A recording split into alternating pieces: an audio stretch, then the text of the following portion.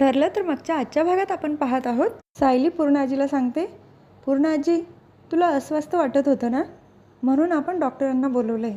तेव्हा पूर्ण आजी म्हणतात, मला काय झालेलं आहे आणि अश्विन असताना दुसऱ्या डॉक्टरची काय गरज. तर सायली सांगते, ते डॉक्टर फक्त तुझ्याशी बोलणार आहे, बोलशील ना. तर पूर्ण आजी म्हणतात, तू म्हणते तर ठीक आहे, मी बोलते. नंतर डॉक्टर त्यांच्याजवळ बसतात. अन्नपूर्णा मॅडम, तुम्हाला नेमका काय त्रास होतो आहे.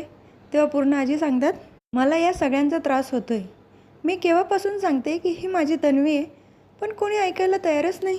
सायलीच्या पण मनात विचार येत असतो की मला मगाशी काय झालं होतं. मी पूर्ण आजींना एकदम अगं का म्हणू लागली, नेमकं काय घडतंय. डॉक्टर सांगतात, तुम्हाला आता शांत राहण्याची जास्त गरज आहे. मी एक इंजेक्शन देते म्हणजे तुम्हाला शांत झोप येईल. तेव्हा पूर्ण आजी सांगतात, हो ठीक आहे, पण या सगळ्यांना तोपर्यंत समजून सांगा तुम्ही. इंजेक्शन दिल्यानंतर सगळेच बाहेर येतात. तेव्हा डॉक्टर सगळ्यांना सांगतात की नेमकं काय घडलं आहे, तुम्ही मला सांगाल का. अन्नपूर्णा मॅडमची अवस्था अचानक अशी का झाली, काही घडलेलं आहे का सध्या. तेव्हा अर्जुन सगळा घडलेला प्रकार सांगतो डॉक्टरांना. तेव्हा डॉक्टरही सगळ्यांना सल्ला देतात की बऱ्याचदा असं होतं की एखादी व्यक्ती आपल्या आयुष्यातनं दूर गेल्यानंतर आपलं मन ॲक्सेप्ट करत नाही. असं वाटतं की ती व्यक्ती गेलेली नाहीच आहे, ती आपल्याजवळ. तशीच अवस्था आत्ता अन्नपूर्णा मॅडमांची झाली आहे. आणि तन्वी ज्या वयाची होती त्याच वयाच्या सायली मॅडम पण आहेत, म्हणून अन्नपूर्णा मॅडम सायली मॅडमलाच तन्वी समजत आहे. तेव्हा थोडे दिवस तरी त्यांच्या कलेने घेतलं पाहिजे. त्यांच्या वयाचा विचार करून त्यांच्या होला हो मिळवलं पाहिजे, आणि तसं केलं नाही तर त्यांच्या जीवावर बेतू शकते. तेव्हा सगळे तयार होतात. पण अर्जुनला प्रश्न पडतो की काही दिवसानंतर जर पूर्ण आजीला समजलं तर तिला धक्का तर नाही ना बसणार. तर डॉक्टरही सांगतात की पुढे काय होईल याचा विचार करून आत्ताच आपण एवढी मोठी रिस्क नाही घेऊ शकत. तेव्हा मला तरी वाटतं की सायली मॅडमलाच काही दिवस तन्वी बनून त्यांच्यासमोर वावरावं लागेल. नंतर डॉक्टर तिथून निघून जातात. त्यानंतर सगळेच पूर्ण आजीच्या रूममध्ये येऊन उभे असतात. तेव्हा कल्पना काकू विचारतात, पूर्ण आजी आता उठल्यानंतर परत सायलीला तन्वीच समजतील का.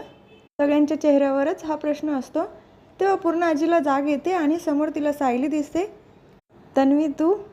तेव्हा सायली विचारते, पूर्ण आजी आता बरं वाटतंय ना. तेव्हा पूर्ण आजी सांगतात, अगं उठल्या उठल्या तुझा चेहरा बघितल्यानंतर मला बरं वाटणारच. आणि समोर सगळे उभे असलेले बघून त्या सगळ्यांनाच प्रश्न विचारतात, तुम्ही सगळे इथे काय करताय. कल्पना काकू सांगतात, पूर्ण आई तुम्हाला थोडं अस्वस्थ वाटत होतं ना, म्हणून आम्ही सगळे इथे थांबलो होतो. आता बरं वाटतंय ना तुम्हाला. रविराज काकाही म्हणतात, पूर्ण आई तुमची तब्येत थोडी बिघडली होती ना, म्हणून आम्ही इथे थांबलो आहे. तर अश्विनी सांगतो, अगं पूर्ण आजी तुझा बीपीचा प्रॉब्लेम झाला होता ना, त्यामुळे आम्ही सगळे थांबलो इथे. पूर्ण आजी म्हणतात, अरे बीपीचा त्रास तर माझ्या मागे कायमचाच आहे, पण त्यासाठी तुम्ही तोंड पाडून बसायची गरज नाही आहे, आणि माझी तन्वी आहे ना माझी काळजी घेण्यासाठी. तर सायली सांगते, पूर्ण आजी आता गोळ्या घ्यायच्या आहे ना, तर तुम्ही थोडं जेवून घ्या. जेवल्या नाही तर तुमचं पित्त उसळतं ना. तर पूर्ण आजी म्हणते, थांब जरा. तर सगळ्यांनाच प्रश्न पडतो. तेव्हा सायली विचारते, काय झालं पूर्ण आजी. पूर्ण आजी तिला सांगतात, तू माझ्याबरोबर आहो जावं करून का बोलते, मला सवय नाही तुझ्याकडून असं ऐकायची. आता ही मस्का मारण्याची नवीन पद्धत आहे का, चॉकलेट हवं आहे तुला. तर सायली सांगते, छे ग, तुझ्याकडनं चॉकलेट हवं असेल तर मस्का मारायला कशाला हवा मला. पण तू बरोबर ओळखलं. हां चल आता बराच उशीर झालाय, चल पटकन जेवून घे. सगळ्यांच्या चेहऱ्यावर अशी खोटी स्माईल असते. पूर्ण आजी तिला सांगतात, आधीपासून मला अशीच सवय ना, पूर्ण आजी हे कर, पूर्ण आजी ते कर. तू अचानक असे अहो पूर्ण आजी म्हटल्यानंतर मला वेगळंच वाटेल ना ऐकायला. कल्पना काकूही म्हणतात, मी विमलला वाढायला लावते या सगळ्या. तर सगळेच पूर्ण आजीला जेवणासाठी घेऊन जातात. सगळेच जेवायला बसलेले असतात. दाल खिचडी आणि पापडच असतो जेवायला, कारण कमी वेळेत विमलने आणि सुमन काकूने फक्त दाल खिचडीच केलेली असते. तर सगळ्यांचे चेहरे उतरलेले बघून पूर्ण आजी विचारतात, काय झालं आहे तुम्हा सर्वांना, असे चेहरे का पाडून बसलात. अस्मिताही विचारते, पूर्ण आजी तुला आता बरं वाटतंय ना गं. तर पूर्ण आजी सांगतात, मी अगदी ठणठणीत आहे आणि यात्रा करून आले ना, त्यामुळे तर अजूनच छान वाटतं मला. तर अर्जुनही सांगतो, बघ बघ आजीच्या चेहऱ्याकडे बघ, 16 वर्षाच्या मुलीसारखा ग्लो दिसतोय चेहऱ्यावर.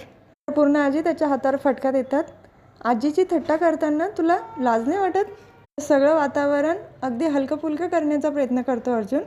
पूर्ण आजी सायलीला सांगतात, तन्वी मला आज तुझ्या हातून जेवायची इच्छा आहे, तू जेव घातलं तर 4 घास मला जास्तच जातील. तेव्हा सायली सांगते, पूर्ण आजी ठीक आहे ना, मी जेव घातल्यानंतर तुला 4 घास जास्त जातील तर मी तुला रोज जेव घालेल. सायली पूर्ण आजीला जेव घालते.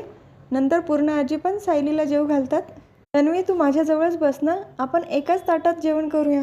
नंतर सायली खुर्ची घेऊन येते आणि तिथेच पूर्ण आजीजवळ बसते. दोघी पण एकमेकीला खाऊ घालत जेवतात. रविराज, तुम्हाला आठवतंय, तन्वीला जेव घालणं म्हणजे माझ्यासाठी मोठी कसरत असायची. तिला खाऊ घालण्यासाठी मला अख्खं घरभर फिरावं लागायचं. तर रविराज काकाही म्हणतात, हो आठवतंय ना. पण सायली पण खूप खुश असते. अगदी आनंदाने ती पूर्ण आजीच्या हातून जेवते. तिला पण खूप भारी वाटत असतं. अगदी तिची आजीच भेटल्यासारखी फिलिंग येते तिला.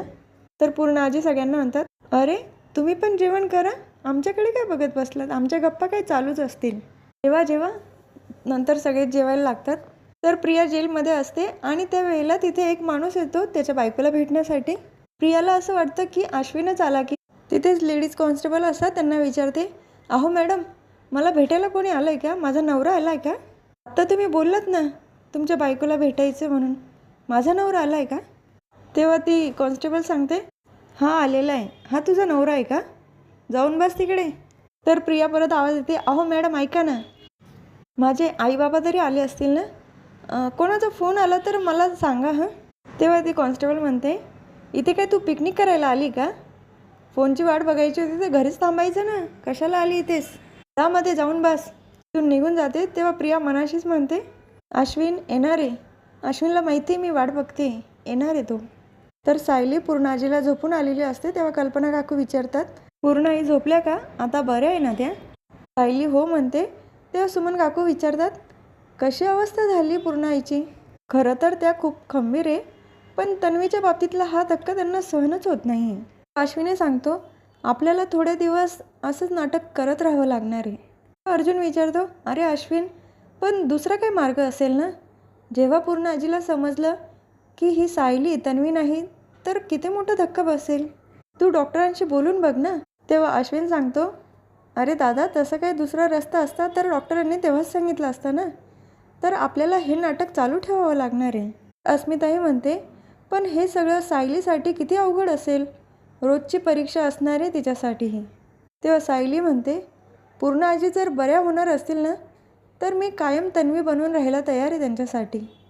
तर साक्षी खूप घाबरलेली असते आणि तिची अवस्था तर बघितली जात नाही. आता अर्जुन आणि सायली मला पण जेलमध्ये पाठवणार, सगळे कपडे इकडे तिकडे फेकते, मला नाही जायचं आहे जेलमध्ये. तिचं लक्ष आरशामध्ये तिच्या स्वतःकडे जातं. हा चेहराच माझा दुश्मन झाला आहे ना. मी का नाही लपवू शकली माझा चेहरा त्यावेळेला जेव्हा सायलीने मला बघितलं. माणसाचा आवाज बदलता येतो, ओळख बदलता येते, मग हा चेहरा का नाही बदलता येत? तिथेच एक सूर्य असते, ती हातामध्ये घेते. मला चेहरा पण बदलावा लागेल. ती चेहऱ्याजवळ सूर्य आणते. ते काय आपल्याला दाखवलं नाही, सावलीमध्ये दाखवलं आहे की तिने जसं काही स्वतःचा चेहरा खराब करून घेतला. तर कल्पना काकू सांगतात, मला पटतंय सायलीचं, आता आपल्यासाठी पूर्ण आई बऱ्या होणं महत्त्वाचं आहे.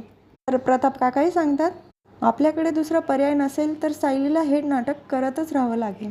तर प्रतिमा आत्या सगळ्यांनाच विचारतात, मला एक प्रश्न सतावतोय, जी आपल्यासमोर वावरत होती ती बबली लोखंड होती, पण मग आपली तन्वी कुठे गेली असेल, काय झालं असेल तिचं, आत्ता कुठे असेल ती? तेव्हा सायली मनात विचार करते, बरं झालं प्रतिमा आत्या तुम्हीच हा विषय काढला, मला सुद्धा हा प्रश्न पडलाच होता. तर हा भाग इथे संपतो, पुढील भागात बघायला मिळतं की.